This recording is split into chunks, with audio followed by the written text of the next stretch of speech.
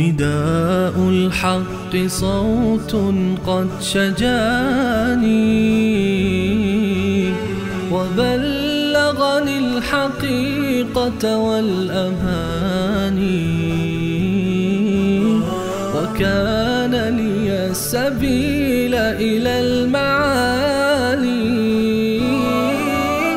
ونورا للهداية والبيان.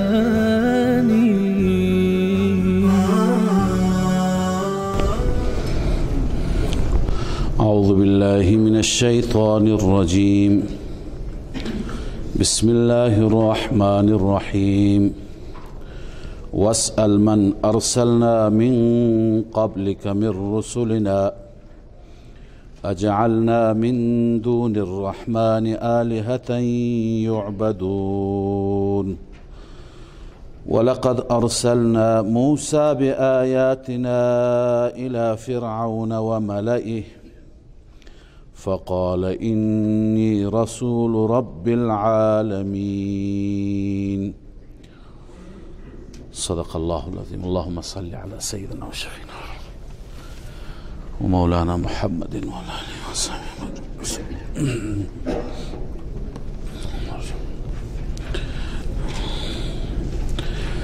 در آیات گذشته در ارتباط با موضوعی که موضوع سوره هست و توحید و یکتاپرستی هست، توحید در الوهیت و در دعا هست، ما دلیل نقلی خواندیم از سیدنا ابراهیم علیه السلام. اذ قال ابراهیم لأبیه و قومه اننی براء مما تعبدون. ابراهیم علیه السلام اعلام براءت کرد از عبادت غیر الله، مما تعبدون. اگر به ذهن شریف باشد در ابتدای سوره هم عرض کردیم که در این سوره برای اثبات این مدعا 4 تا دلیل ذکر میشه، 4 دلیل نقلی. 1 دلیل به صورت اجمال هست، 3 دلیل به صورت تفصیل. دلیل اجمالی همونی که نام هیچ یک از پیغمبران ذکر نشود، مطلق از انبیا، و دلیل تفصیلی اونه که به نام هر یک پیغمبر جداگانه. لذا 1 دلیل تفصیلی گذشت که ابراهیم علیه السلام قومش را دعوت داد. واسأل من ارسلنا، این که خواندیم دلیل نقلی دوم هست، اما این دلیل نقلی اجمالی هست. الله عزوجل می فرماید به پیغمبرش که سوال کن شما از کسانی که ما فرستادیم قبل از شما از رسولمان، از بقیه پیامبران سوال کن. اجعلنا من دون الرحمن آلهه یعبدون، آیا غیر از رحمان خدایان دیگری که پرستش بشوند ما قرار دادیم، تعیین کردیم؟ همه رسول گواهند، همه رسول شاهدند که بغیر از رحمان، بغیر از الله عزوجل هیچ معبودی، هیچ الهی وجود ندارد. پس انبیاء گذشته شاهدند، از آنان سوال کن. خب چطور پیغمبر خدا صلی الله علیه و سلم از انبیاء گذشته سوال کند در حالی که رسول الله صلی الله علیه و سلم در زمان اونها نبود؟ از امثال این آیات اهل بدعت و خرافات غلات در دین استنباط میکنند، استدلال میگیرند که ببین انبیا هر جا حضور دارند، انبیا هر جا حاضر و ناظرند، تشریف دارند، و الا اگر حاضر نبودند، تشریف نداشتند، خداوند به پیغمبرش نمیگفت از اونها سوال کن. حتما اونها اینجا در محضر رسول الله صلی الله علیه وسلم حضور دارند. خدمت شما عرض کنم که تفسیر این آیه این نیست که انبیا حضور دارند، بلکه مراد از سوال کردن چیه؟ مراد از سوال کردن اینه که شما در دین اونها تفحص کن، بررسی کن، جستجو کن، در شریعت اونها بگرد. آیا در شریعت اونها، در دین اونها چنین چیزی بوده که غیر خدا را پرستش کنید؟ نبوده. منظوری نیست که حقیقتا از انبیا، اون انبیا که در زمان گذشته بودند از این دنیا رفتند. پس مراد از سوال کردن تفحص، بررسی، جستجوه. این همه علما نوشتند که تفسیر مدارک یا تفسیر نسفی، امام نسفی تو تفسیرش نوشته لیس المراد بسؤال رسول حقیقت السؤال، مراد حقیقت سوال نیست، ولكنه مجاز عن النظر في ادیانهم، بلکه مراد این است که شما در ادیان اونها نظر بکنید، والفحص عن مللهم، در ملت اونها، در دین و آیین اونها بررسی کنید. هل جاءت عبادت الاوثان قط فی ملت من ملل الانبیاء؟ آیا در هیچ دینی از ادیان انبیا مشروعیتی و جوازی برای عبادت بتها وجود دارد؟ برای عبادت غیر خدا اصلا وجود دارد؟ اجعلنا من دون الرحمن آلهه، غیر از رحمان الهی دیگه وجود دارد که یعبدون، پرستش بشند؟ پس مراد از سوال کردن چیه؟ بررسی در ادیان اونها. این یک جواب یا یک تفسیر. تفسیر دوم و توجیه دوم که سلف ما و علماء ما نوشتند اینه که شما از امتهای اونها بپرسید، از پیروان اونها بپرسید، از علمای اون دینشون بپرسید که آیا در دین اونها چنین چیزی بوده؟ چنانچه میفرمایند حضرت قاضی ثناءالله در تفسیر مظهری واسأل امم من ارسلنا من قبلک، ای رسول الله سوال کن از امتهای اون انبیایی که قبل از شما ما فرستادیم، و علماء دینهم، و از علماء دین اونها بپرسید. خب امکان داره اگر از علماء یهود میپرسیدن اونها شرک را تایید میکردن. منظور چیه؟ منظور اون علمای از اهل کتاب که به رسول الله ایمان آوردن، مثل عبدالله ابن سلام، یعنی مؤمنی اهل الكتاب. منظور سوال کنید از مؤمنین اهل کتاب. و هذا قول ابن عباس في سائر الروايات و مجاهد و قتاده. على ای حال الله عز وجل می فرماید این دلیل دوم است.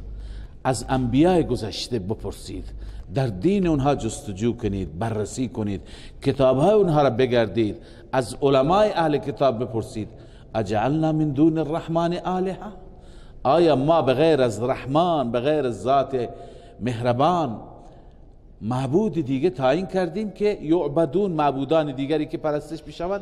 نه خیر. پس اینهایی که پرستش میکنند از کجا آوردند؟ اینا از خود درست کردند. خب این دلیل دوم بود از انبیاء گذشته. حال دلیل سوم از موسی علیه السلام، دلیل نقلی تفصیلی هست از موسی علیه السلام. الله می فرماید ولقد ارسلنا موسی بآیاتنا الى فرعون و ملئه همانا ما فرستادیم موسی را با آیاتمون، با معجزات موسوی بسوی فرعون فرستادیم و بسوی سرداران و بسوی درباریان فرعون. فقال اینی رسول رب العالمین، موسی گفت ای فرعون من رسول رب عالمیان هستم، برای هدایت عالمیان، برای هدایت انسان ها الله مرا فرستاده. فلما جاءهم بآیاتنا اذا هم منها یضحکون، زمانی که موسی علیه السلام با آیات ما آمد، عناد فرعونیا را ببینی، اذا هم منها یضحکون، اینها در این هنگام به اون آیات می خندیدند، به جای اینکه ایمان بیاورند تمسخر کردند، استهزاء کردند. الله عزوجل می فرماید که ما آیات دیگر، معجزات دیگر، معجزه پشت معجزه به اونها نشان دادیم. و ما نریهم من آیت الا هی اکبر من اختها، ما به آنان هیچ آیه‌ای، هیچ نشانی و هیچ معجزه‌ای نشان ندادیم مگر این معجزه بزرگتر بود از اختها، یعنی معجزه‌ای که شبیه این بود. منظور چیه؟ آیا هر معجزه بعدی از معجزه قبلی بزرگتر بود؟ بعضی میگن مراد همینه. بله، معجزه بعدی که می آمد معجزه اولی را فراموش میکردی، چون که خدای عزوجل به موسی علیه السلام آیات زیادی دادند، معجزات زیادی دادند. تنها این دوتا نبود، عصا و ید بیضا نبود. ولقد آتینا موسی 9 آیات بینات، ما به موسی چند تا از آیات بینات دادیم؟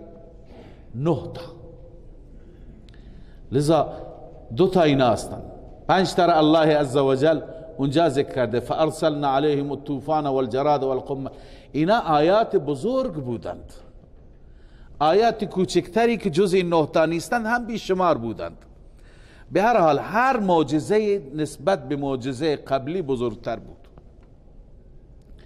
بعضی گفتند مفهوم همینه، بعضی گفتند نه، آیات الهی همه بزرگند، معجزات همه دلالت بر چی میکنند؟ بر حقانیت مطلب، حقانیت مسئله توحید.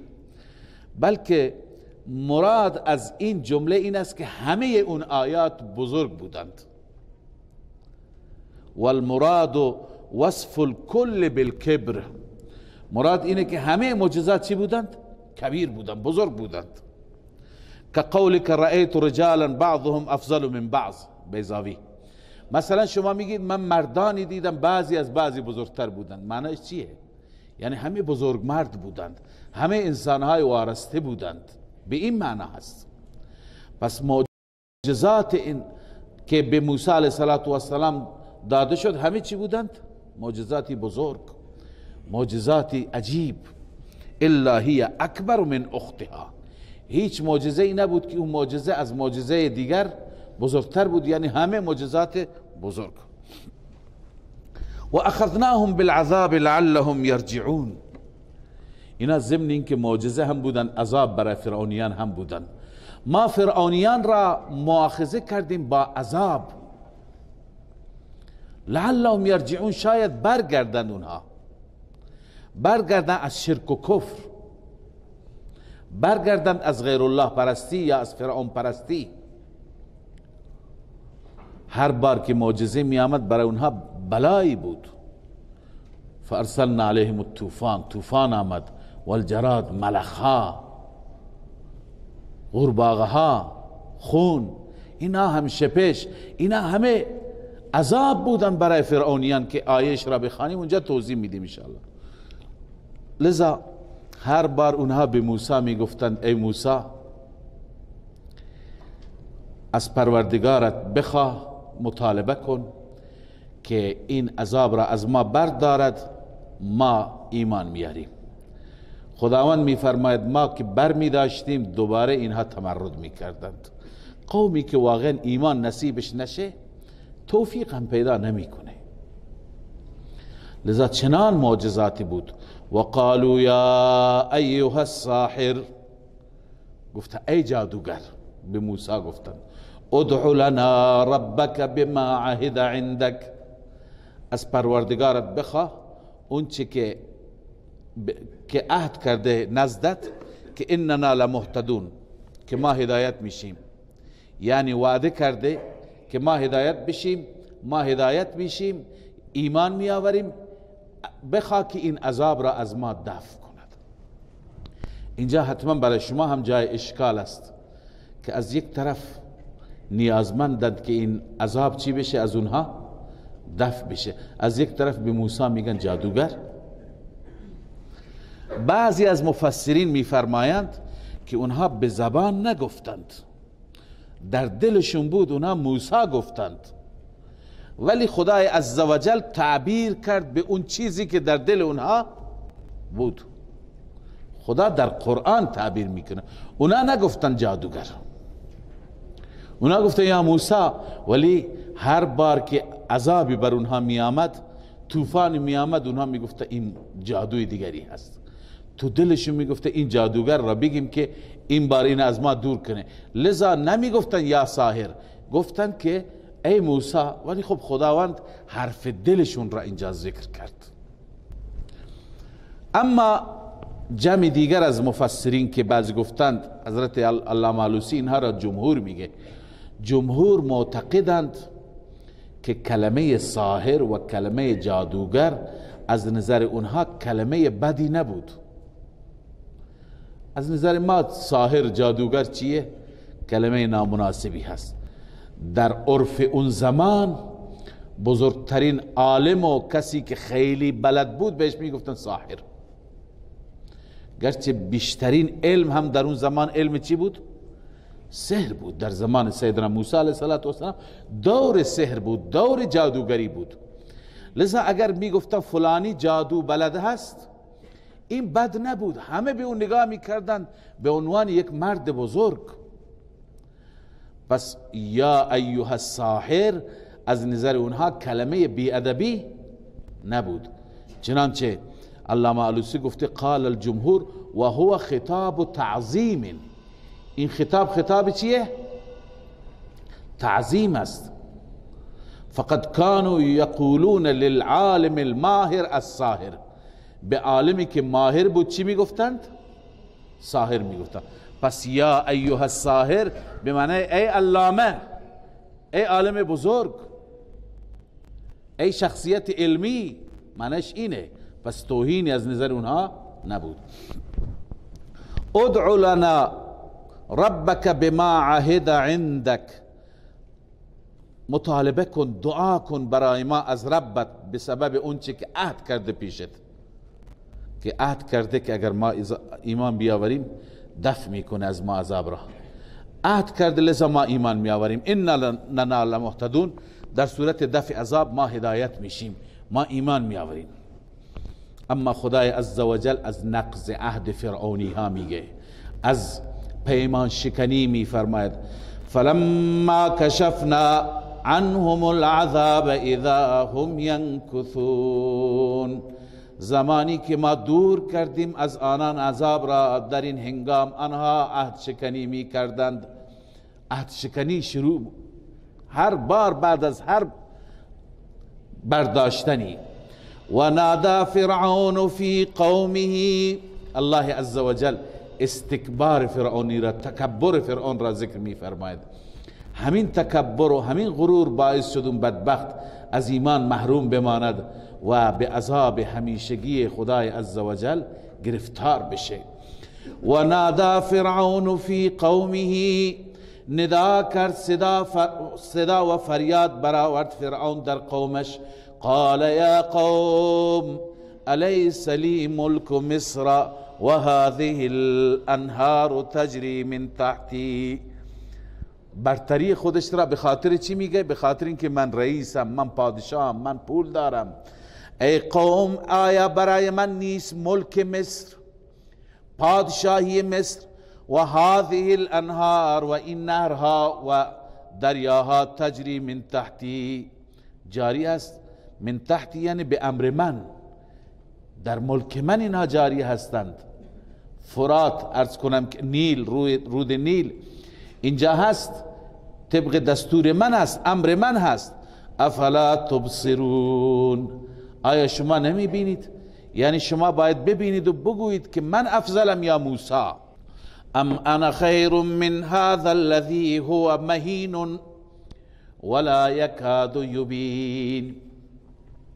در این آیات ما میتونیم به اون عقیده فرعونی هم پی ببریم که این بیچاره چه دیدگاه پایینی و چه دیدگاه بی ارزشی داشت. میگوید آیا من بهترم از این انسانی که هو مهین؟ مهین میگه به موسی علیه السلام، مهین یعنی بی ارزش. فرعون موسی علیه السلام را در واقع توهین میکنه. چند تا توهین هستند، یکی توهین قومی هست، دوم توهین شخصیتی هست. مهین بی ارزش یعنی از نظر قومی بی ارزشه، چون که قبطی ها بنی اسرائیل را خیلی بی ارزش میدونستن، برده های خودشون میدونستن، در حالی که بنی اسرائیل خودشون قدردان نبودند. بنی اسرائیل به سبب عملکرد بد و به سبب نافرمانی خدا بی ارزش شده بودند، و الا از نظر نسب تمام پدران اینها انبیا بودند، پیغمبرزادگان بودند. از نظر قومی و از نظر فامیلی هیچ نسبی نمیتونه از اون نسب بالاتر باشه که فرزند ابراهیم است، فرزند اسحاق و یعقوب و یوسف است. الکریم ابن الکریم ابن الکریم ابن الکریم. هر چی که نگاه میکنی نسلشون انسانهای با کرامت، انسانهای با شخصیت. ولی این قوم وقتی که خدا را نافرمانی کرد، ببین چطور ذلیله به دست قبطی ها. الان فرعون اونها را چی میگوید؟ از نظر قومی پست میداند. این عمل کرده. لذا الله عزوجل همان گونه که در کلام زیبایش فرموده هیچ قومی را الله پست و بی ارزش و خار نمی کند مگر اینکه خودش برای خودش خاری نیارد. سرنوشت هر قوم به دست خودش هست. لذا فرعون اولین توهینی که به موسی میکنه میگه مهینون، از نظر قومی بی شخصیت هست، قومی ندارد. ولا یکاد یبین، این از نظر لکنت زبان نمیتوانه خوب بیان کند، از نظر شخصیتی هستیم. یعنی این شخصیتش هم خوب نیست که نمیتونه مطلبش را خوب بگه. مگر موسی علیه السلام لکنتش کاملا برطرف نشده بود؟ برخی از مفسرین معتقدند هنوز ذره مانده بود. الله عزوجل به اندازه اون عیب را، اشکال را، لکنت زبان را برطرف کرد که موسی علیه السلام بتواند به نحو احسن مطلب را ادا بکند، اما آثاری هنوز مانده بود. همون که لکنت اندکی بود اون را فرعون چی میگوید؟ ولا یکاد یبین، نمیتونه مطلبش را خوب بیان کنه. اما بعضی دیگه میگن نه، موسی علیه السلام در این زمان هیچ لکنتی نداشت، هیچ بندش زبان نداشت. فرعون به همون حواله گذشته، همون زمان گذشته که موسی لکنت داشت، اونجا را اشاره میکند که خوب نمیتونست حرف بزنه. خب پس ببینید فرعون چه چیزی را سبب قرار داده که موسی نباید به این جایگاه برسه. یکی قومی، که در حالی که از نظر قومی خیلی موسی از فرعون بالاتر بود. دوم از نظر شخصیتی که شخصیت اون میگن لکنت زبان داشت که نداشت. سوم میگه موسی مال ندارد، پول ندارد، طلا و جواهرات ندارد. میگه من نمیبینید که بر دستم دستبند و علنگو هست.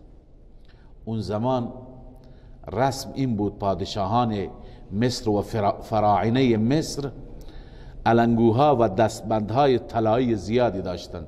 امروز برای مرد زشته، برای زنان این خوبه، اما در اون زمان کسانی که خیلی سرمایدار بودند از مردهاست و بالخصوص پادشاهان دستبندهای طلایی داشتند، علنگوهای طلایی داشتند. لذا فرعون بیچاره، فرعون احمق نفهم میگه که ببین موسی نداره، من دارم. فلولا القی علیه اسورة من ذهب، چرا القا نمیشه، انداخته نمیشه بر اون، یعنی ندارد علنگوهای از طلا. یعنی اگر واقعا پیغمبر خداست باید وضع مالیش خیلی خوب باشه، چرا ندارد؟ او جاء معه الملائکة مقترنین، یا اینکه همراه موسی بیایند ملائکه مقترنین، یعنی صف بسته، ملائکه صف به صف بیایند تا ما ببینیم که موسی لشکری از فرشتگان دارد. با این کلمات فرعون قومش را خام کرد، فریب داد. اون قوم بیچاره هم همین چیزا در ذهنشون جا گرفته بود که بله کسی میتونه پیامبر باشه که پولدار باشه، کسی میتونه پیامبر باشد که از یک نسب بالایی برخوردار باشه. فاستخف قومه، استخفاف میگویند که از نظر عقلی اونها را فریب دادن و از نظر عقلی اونها را سبک قرار دادن. فاستخف قومه ای استخف عقولهم، عقلهای اونها را و شعور اونها را فرعون چیکار کرد؟ گرفت از اونها. فاطاعوه، نتیجه این شد حماقت قوم، اونها هم از فرعون اطاعت کردند.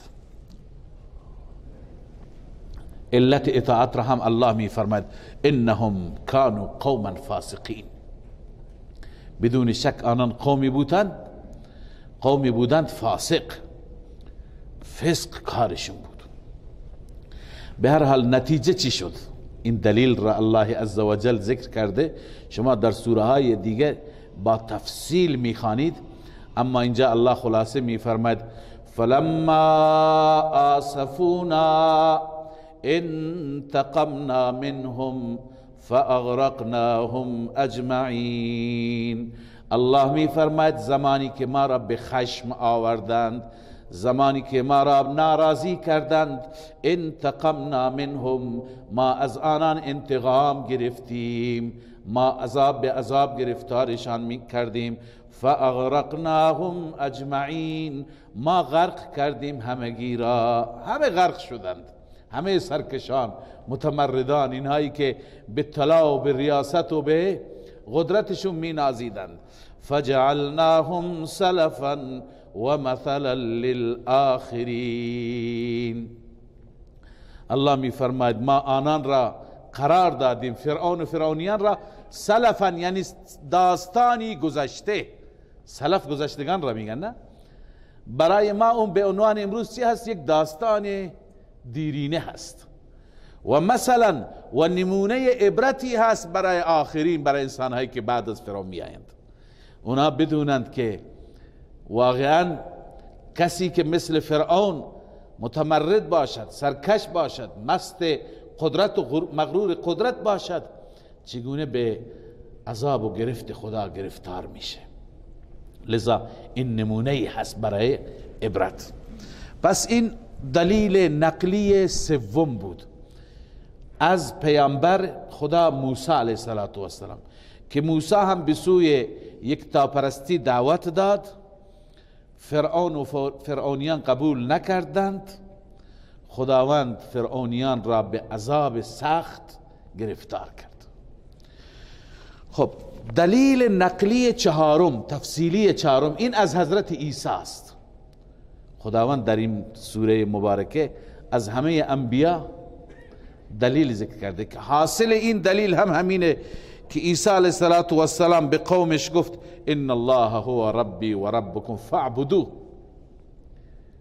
اصل محلی که از اونجا دلیل گرفته میشه این جمله است که عیسی گفت ای قوم من، همانا خداوند رب من و رب شماست، فقط او را عبادت کنید، غیر از او کسی را عبادت نکنید. و صراط مستقیم هم همینه که فقط خدا را عبادت کنید. اما قبل از این که ما به این دلیل را به تفصیل بخوانیم، اینو میخوانیم. الله میفرماد ولما ضرب ابن مریم وقتی که مثال ابن مریم زده میشه، مثال فرزند مریم بیان میشه، اذا قومک منه یصدون، در این هنگام قوم تو ای محمد رسول الله صلی الله علیه و سلم، یصدون یعنی فریاد سر میدهند، شادمان میشند، خوشحال میشند، کف میزنند، سوت میزنند. یصدون به همه این معناها میاد، هورا میکشند. چرا؟ به دلیل اینکه دلیلش را خدمت شما عرض میکنم، اما ربطش را هم عرض کنم. ما در آیه گذشته که امروز اول آغاز کردیم خواندیم که خداوند فرمود ای پیامبر سوال کن از پیشینیان که آیا ما بغیر از رحمان معبودی دیگه برای اونها بوده؟ خب وقتی که خدا فرمود از پیشینیان سوال کن، مشرکین مکه این اعتراض را آوردند که عیسی جز پیشینیان است. عیسی خودش گفت مرا عبادت کنید، مردم عیسی را عبادت کردند، پس چطور شما میگید در پیشینیان دیگه معبود نبوده؟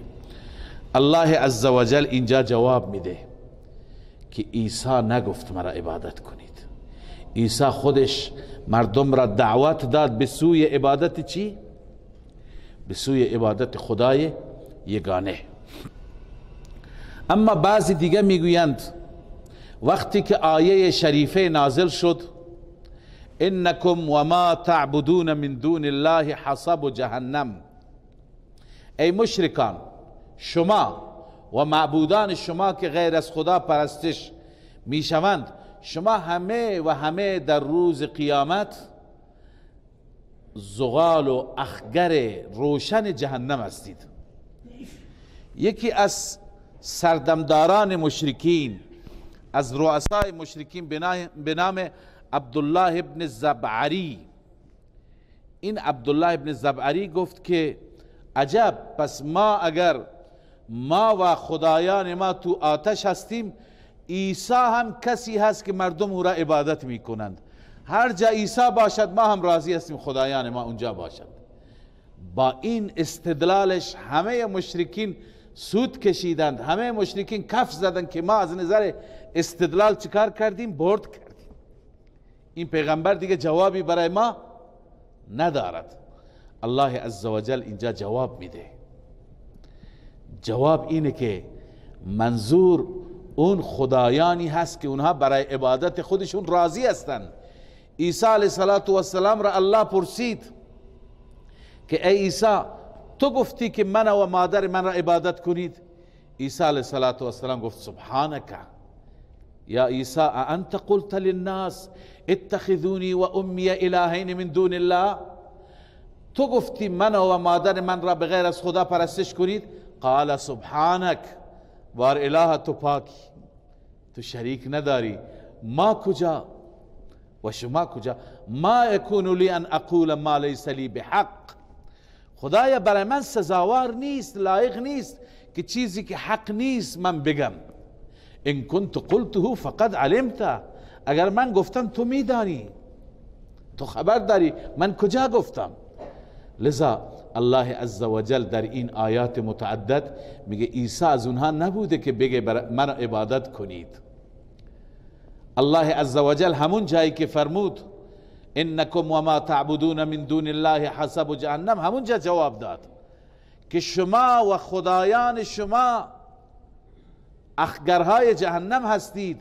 فرمود ان الذين سبقت لهم من الحسنى اولئک عنها مبعدون، آن انسانهای مقدس، آن انسانهای با کرامت و با شخصیتی که از سوی ما برای اونها حسنا و نیکی ثبت شده و نوشته شده، اونها از جهنم بدورند. اولئک عنها مبعدون.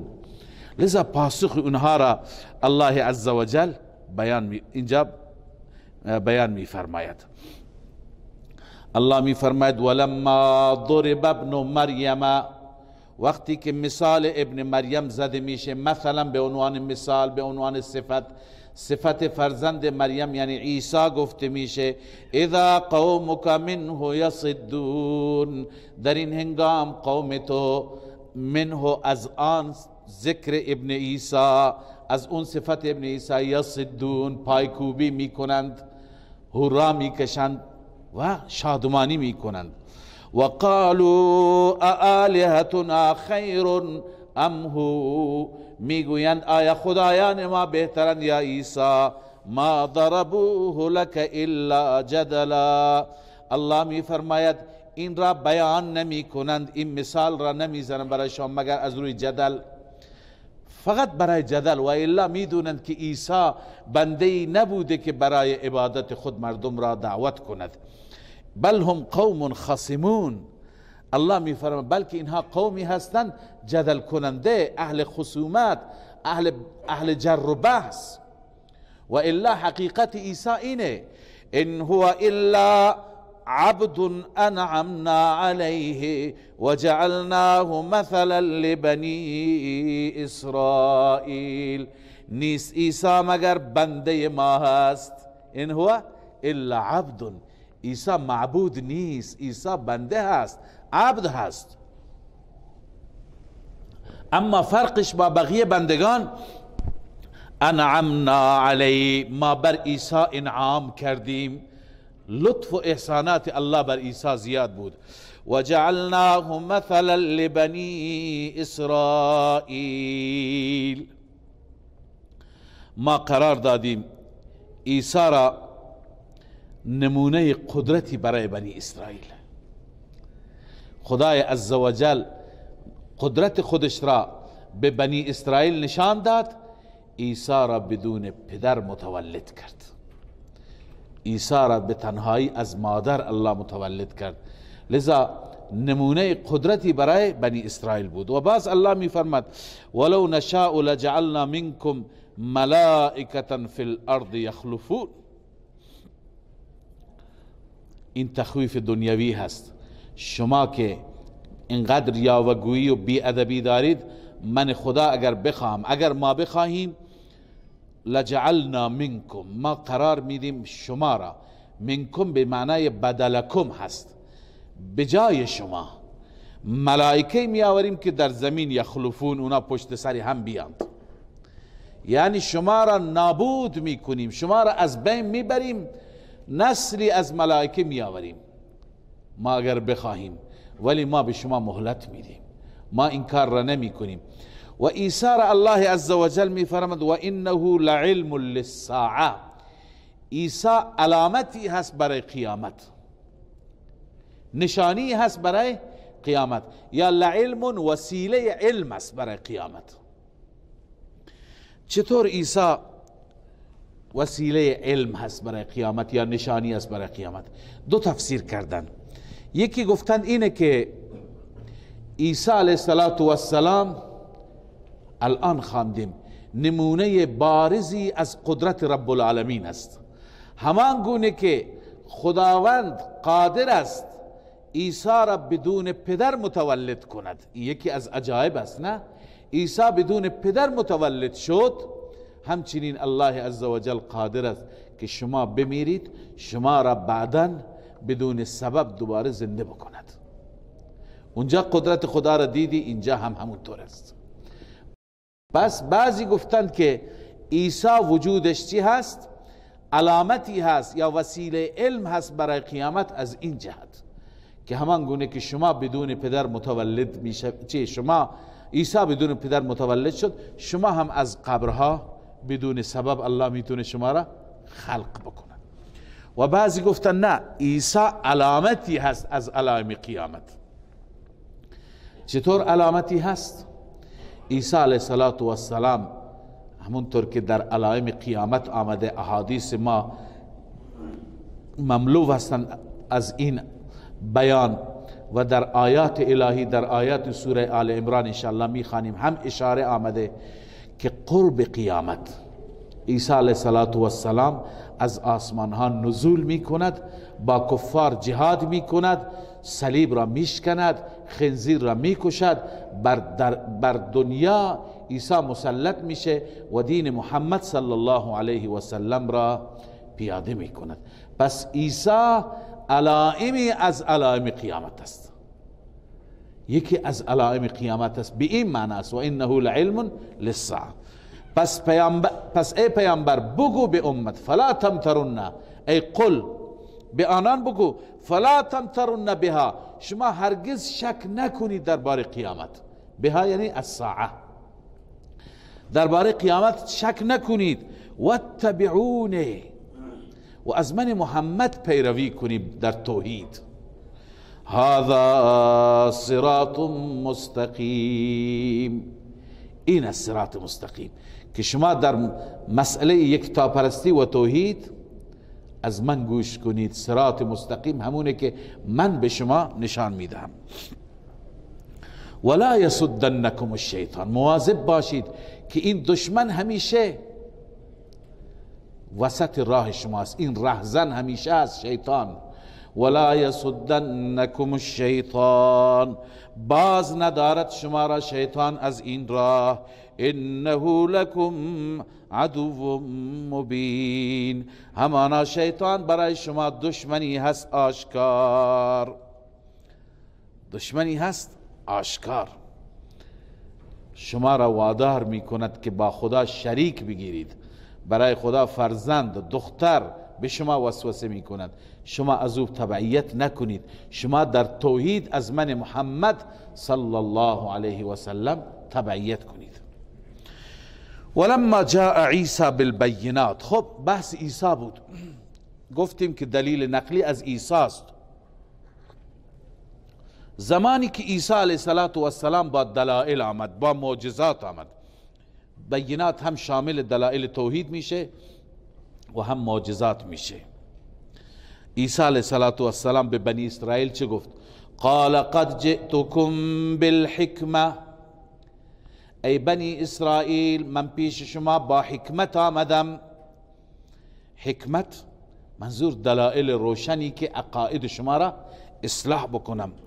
ولأبین لكم بعض الذی تختلفون فی، تاکه برای شما بیان کنم، روشن کنم بعضی از آن مسائلی که شما اختلاف دارید، چه مسائل دینی چه مسائل دنیوی. پس وظیفه شما چیه؟ فاتقوا الله، از الله بترسید، و اطیعون، من عیسی را اطاعت کنید. خب من عیسی را شما اطاعت کنید. ببینید دعوت عیسی چیه، پیام عیسی چیه، رسالتی که عیسی علیه السلام حامل اون رسالت است چیه؟ اون توحیده، یکتاپرستی هست. تمام شبهاتی که درباره عیسی هست اینجا جواب داده میشه. ان الله هو ربی و ربکم فاعبدوه، همانا الله فقط او هست رب من و رب شما.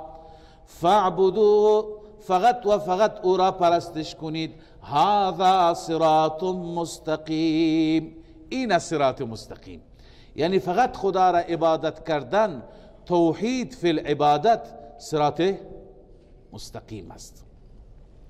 به هر حال صراط مستقیم اینه که عیسی علیه السلام به قوم نشان داد. حال سوالی پیدا میشه که وقتی که عیسی علیه السلام مردم را به سوی عبادتش فرا نخواند، مردم را به سوی یکتاپرستی دعوت داد، به سوی عبادت خالصانه الله دعوت داد، چرا مردم خودش را عبادت کردند؟ چرا بعد از عیسی علیه السلام خود عیسی معبود قرار گرفت؟ الله عز و جل جواب میده فاختلف الاحزاب من بینهم، بعد از رفع عیسی، بعد از رفتن عیسی به آسمان ها، احزاب فیما بین خودشون اختلاف کردند. لذا دعوت عیسی اینه که در قرآن است، دعوت عیسی شفاف واضحه. پس اینهایی که عیسی را فرزند خدا قرار دادن، جز خدا قرار دادن، شریک خدا قرار دادن، خود خدا قرار دادن، اینها ظلم کردن، اینها نسبت به دین عیسی علیه السلام بزرگترین جنایت را مرتکب شدند. فویل للذین ظلموا من عذاب یوم علیم. الله عزوجل تخویف اخروی برای این انسان ها بیان می فرماید. ویل، هلاکت، بدبختی برای آنانی که ظلم کردند. ظلموی اشرکو، اونایی که شرک کردند. ویل و هلاکت برای اونها. ویل چیه؟ من عذاب یوم علیم. این من بیانیه هست، بیان ویل هست. هلاکت برای اونها، اون هلاکت چیه؟ یعنی عذاب روز دردناک. لذا در اون روز برای اینها عذاب بسیار دردناک است. الله می فرماید هل ینظرون الا الساعه، اینها منتظر نیستند مگر منتظر قیامت هستند. ان تأتیهم بغتة، اینکه قیامت بیاید پیش آنها ناگهان. و هم لا یشعرون، چنان بیاید که اونها هیچ متوجه نشوند. ناگهان میآید. باز وقتی که قیامت بیاید چه صحنه خطرناکی. الله می فرماید الاخلاء یومئذ بعضهم لبعض عدو، تمام دوستانی که در این دنیا با هم دوست بودند، یومئذ بعضهم لبعض، در آن روز، در روز قیامت، بعضیشان دشمن هم دیگرند. همه دشمن هم دیگه میشن. الا المتقین، مگر متقیان، مگر مؤمنین و اهل تقوا اونجا با هم دوستند. بقیه کفار که اینجا در دنیا دوست بودند اونجا دشمن میشن. هر یکی تمنا میکنه، میگه خدایا اون 2 برابر عذاب بده. خواندیم که چطور بر علیه هم دیگه اونجا شکایت میکنند. بله، بعد از اینکه الله عزوجل متقین را استثناء فرمود، البته الا المتقین، اونهایی که دوری کنند از شرک و کفر. اصل تقوا اینه انسان از شرک و کفر بپرهیزد و بعد از بقیه معاصی گناهان. اهل تقوا را الله عزوجل بخشی از احوال اونها را در بهشت بیان می فرماید و بعد این بشارت است، مژده است. و بعد خدای عزوجل برخی از احوال اهل مجرمین را، اهل شرک را هم بیان می فرماید. لذا اهل تقوا وقتی که به بهشت بروند، الله عزوجل می فرماید یا عبادی لا خوف علیکم اليوم ولا انتم تحزنون. این بشارت است. ای بندگان من، خوفی امروز برای شما نیست و همچنین در آینده هم شما غمگین نخواهید شد. عرض کردم خوف مربوط به زمان حال است و حزن و غم مربوط به زمان استقبال یا گذشته. اینجا استقبال است. شما الان هم ترسی ندارید، در آینده هم ترسی نخواهید داشت. اما این اهل تقوا کیا هستند؟ ببینید صفات متقین را و این صفات را در وجود خودمون احیا بکنیم. الله می فرماید الذین آمنوا بآیاتنا و کانوا مسلمین. متقین آنانی هستند که ایمان آوردن به آیات ما، آیات تکوینی و تشریعی. آیاتی که تکوینی مثل این کوها، آسمان، این کرات، سیاره ها، خورشید، ما، این هر که انسان میبینه به عظمت الله پی میبره. آیات تشریعی اون آیاتی که خداوند به عنوان شریعت برای ما نازل فرموده، به همه ایمان دارن. الذين آمنوا بآیاتنا، متقین آنانی هستند که ایمان آوردن به آیات ما و کانوا مسلمین، و آنها مسلمین. مسلمین یعنی تسلیما، اعتقادا و عملا می نویسید. از هر جهت چی هستند؟ اونها تسلیم هستند، اینا هستن متقین. به اینها در روز قیامت چی گفته میشه؟ چگونه تعارف میشن؟ ادخلوا الجنة انتم و ازواجکم، وارد بهشت بشید شما و همسرانتان، تحبرون، مورد اعزاز و اکرام قرار میگیرید. تحبرون یعنی احترام کرده میشوید، مورد احترام قرار میگیرید. لذا اینها وارد بهشت میشوند. وقتی که وارد بهشت بشوند، یطاف علیهم بصحاف، آورده میشه برای اونها صحاف، صحیفه های، دیس های، سینی های، که این دیس ها و سینی ها من ذهب، جنسشون از طلا هست، و اکواب، و همچنین جام های پر از شراب.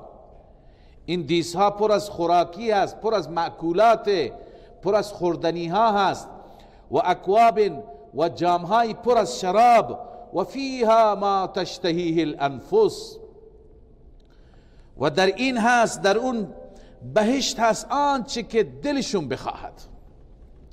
تشتهیه الانفس، اون چیزی که نفس اشتها کند، نفس تمایل نشان بده و تمنا بکند. و تلذ الاعین، و اون چی که چشمها لذت ببرند، یعنی از هر چیزی که چشم لذت میبرد در بهشت به انسان عنایت میشه. هر منظره‌ای که خوشت بیاد به همون نوع منظره را میبینی. حتی در روایت ها هست که روزهای جمعه اهل بهشت میروند یه جایی که اونجا صورت ها هست، اونجا قیافه ها هست. بعضی مردم دوست دارن که مثلا قیافهش این چنینی باشد. اونجا شکل ها و قیافه ها را میبینند، از هر قیافه‌ای که خوششون بیاد قیافه خودشون همون میشه. و تلذ الاعین، هر چی که چشم ها لذت ببرد. و انتم فیها خالدون، و این بهشت، شما در این بهشت به صورت همیشه هستید، برای یکی دو روز نیستید. و تلک الجنة التي اورثتموها بما کنتم تعملون. الله می فرماد این اون بهشتی هست که شما وارث این قرار داده شدید. اما چرا وارث بهشت قرار داده شدید؟ بما کنتم تعملون، این از اسباب دخول بهشت است، به سبب این که شما عمل کردید. پس یکی از اسباب عمل شماست. اما من خدمت شما عرض کنم، از آیات متعدد قرآن مجید معلوم میشه که ورود ما ان شاء الله به بهشت اسباب متعددی دارد. سبب اصلی و سبب حقیقی فضل و احسان پروردگار است. فضلا من ربک ذلك هو الفوز العظیم. بقیه اعمال شما سبب ظاهریه. خدای عزوجل اعمال شما را ملاک قرار میده، و الا تمام عمل در دنیا 500 سالش هم جوابگوی نعمتهای خدا نمیشه. پس هیچ وقت کسی خودش را مستحق بهشت به خاطر 4 رکعت نمازی که میخواند ندوند. این وظیفه. اون چیزی که ما را ان شاء الله به نعمت خدا میرساند چیه؟ فضل الله. همون چیزی که رسول الله صلی الله علیه و سلم هم فرمود که از خداوند فضلش را بطلبید، که هیچ کسی وارد رحمت خدا نمیشه مگر با فضلش. گفتن شما همچنین یا رسول الله؟ گفت بله من همچنین. منم تا وقتی که فضل الله شامل حال من نشه به منم چیزی نمیرسه. پس این که اینجا نوشته بما کنتم تعملون، این سبب ظاهریه. لکم فیها فاکهة کثیره منها تأکلون، برای شما در این بهشت میوه های بسیار زیادی هست، هم از نظر کمیت هم از نظر کیفیت. تنوع، انواع میوه ها. اینجا تو دنیا در یک فصل نگاه بکنی 3-4 تا میوه گیر میاری، 3-4 تا دیگه تو فصل دیگه. اونجا انواع میوه ها، تنوع در میوه ها، و همچنین کمیت بالا. منها تأکلون، بعضی از اونها رو شما میخورید. من تبعیضی است، همه را که نمیتونی بخورید. خب این بشارت بود، این مژده بود. این بهشت الهی هست برای متقین. الله عزوجل همه من و شما را از متقین بگرداند. اما بعد از این الله تعالی تخویف بیان می فرماید، تهدید بیان می فرماید. الله عزوجل نسبت به مجرمین که اونها در عذاب همیشگی و در جهنم همیشگی میمانند الله پناه بده. الله می فرماید ان المجرمین فی عذاب جهنم خالدون، همانا مجرمان در عذاب جهنم همیشگی میمانند. لا یفتر عنهم، این عذاب جهنم از آنها کاست نمیشه، سبک نمیشه، تخفیف داده نمیشوند. و هم فیه مبلسون، و آنان در اون جهنم ناامید هستند. مبلسون ناامید هستند، هیچ امیدی برای نجات خودشون ندارند، هیچ کسی که سفارششون را بکنن ندارند. و ما ظلمناهم ولكن كانوا هم الظالمین، الله می فرماید ما بر آنان ظلم نکردیم، ذره ظلم نکردیم، اما آنان خودشان بودند ظالم، خودشان بر خود ظلم کردند، در دنیا سرکشی کردند، تمرد کردند. اونجا از هر جا مایوس میشن، آخر مالک جهنم را صدا میزنند، خزنه جهنم را، داروغه های جهنم را. و نادوا یا مالک لیقضی علینا ربک، ندا میکنند ای مالک، ای خزنه جهنم، ای داروغه های جهنم، نگهبان های جهنم، لیقضی علینا ربک، از پروردگارت بخوا که برای ما فیصله بکند. فیصله چی میخوایی؟ بالموت. لیقضی علینا ربک بالموت، از خدا بخوا مر بکشد. تمنای مرگ میکنند، روزی چندین هزار بار تمنا میکند که تمام بشه، نابود بشه. لیقضی علینا ربک لیقضی علینا ربک، از ربت بخوا، ربت را بگو برای ما فیصله مرگ بکند.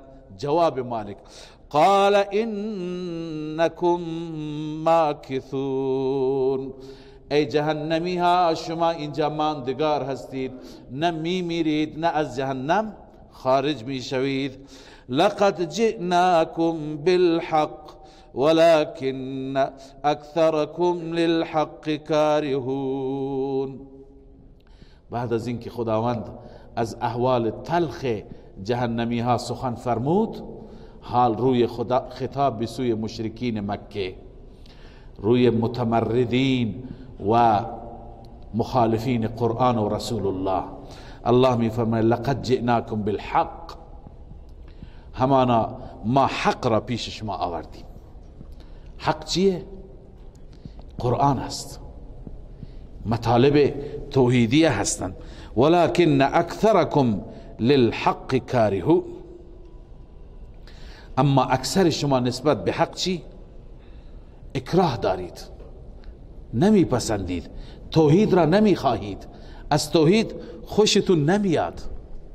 لذا الله زجر و توبیخ بیان می فرماید ام ابرموا امرا فانا مبرمون، آیا آنها به صورت قطع و پخته یک امری را اراده کردند، میخواند کاری بکنند بر علیه پیامبر ما؟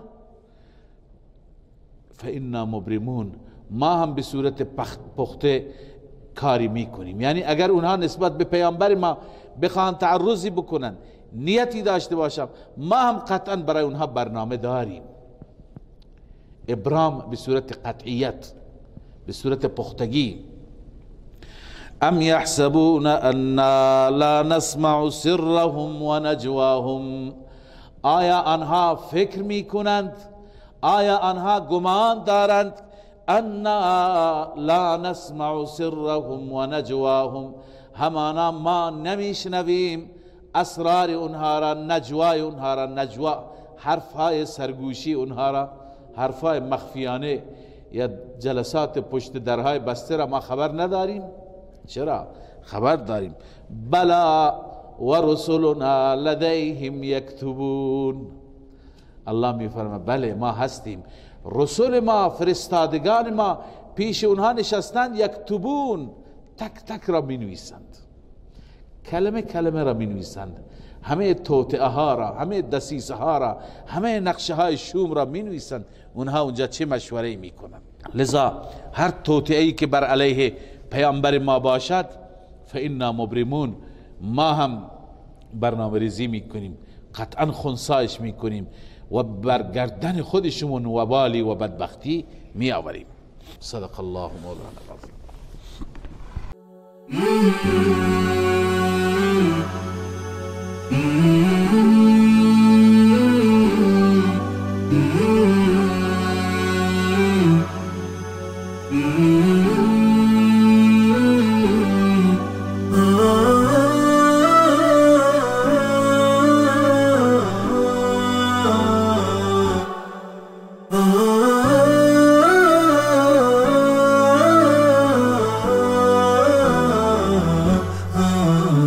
نداء الحق صوت قد شجاني وبلغني الحقيقة والأماني، وكان لي السبيل إلى المعالي ونورا للهداية والبيان.